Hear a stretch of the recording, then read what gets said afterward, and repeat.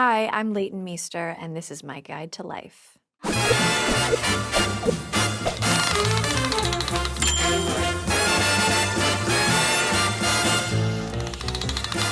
I'm not the best with first impressions because early relationships in my life or friendships, I'd be like, yeah, that guy seems good. The one who's like just such a pathological liar. And like, I'm like, that's what I deserve.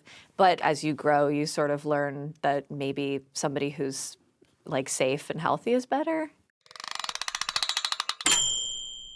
I have a really hard time with it, with forgiveness, because it's really hard for me to forget in a crazy way. I'm like, no, like you said that at 1:31 p.m., like I have like this attachment to being wronged or whatever. Saying something not so nice or raising your voice or whatever, those things like are human. To be able to say, I'm sorry, especially to your kid, is to me very important, and like I made a mistake, and I guess recognizing it. Hopefully the kids who are growing up with somewhat more conscious like parents around them, there is that like validation of their feelings and not, pushing it away, and all the good things that hopefully we're learning from the generation before that they didn't necessarily have.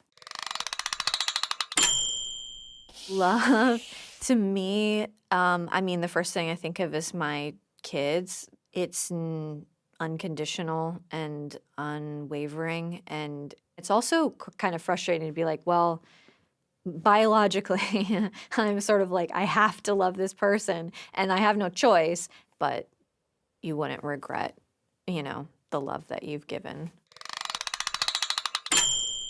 When I had my first kid, I was like, I'm gonna see my girlfriends all the time. And then I just never saw them again. But truly just being around people who are sort of like in the cycle of life or the season of life that you're in is actually really helpful. Having people who support you and listen to you and will give you tough love if you need it. But otherwise, your marriage, being a mom, those things can't be 100% fulfilling, nor can your job. So you need girlfriends who I'm my best self with them, and they support me and love me and think I'm like great and funny.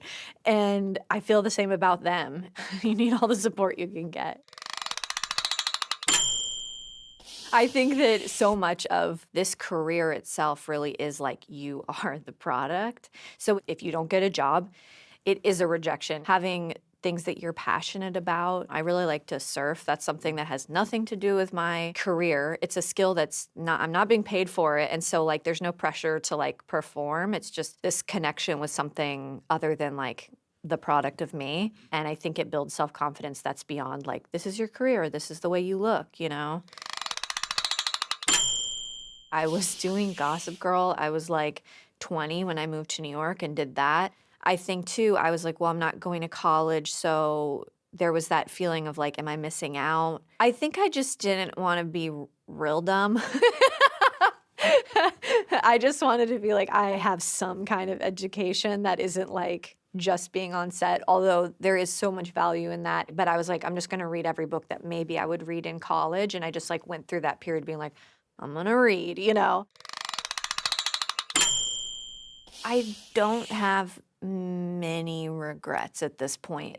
Immediate regrets, yes. Like I don't know if it's a social event or a work event if I don't go home being like, what the f did I say? Like, what? That was so stupid. Like, I just replay stuff a lot. But like long-term regrets, no.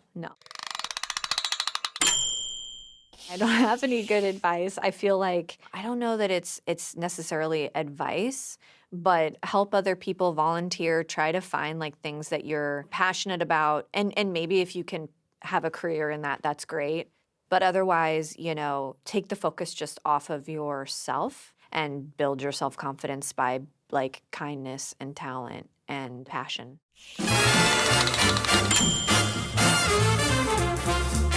I'm always like, please don't quote me. I don't know what I said.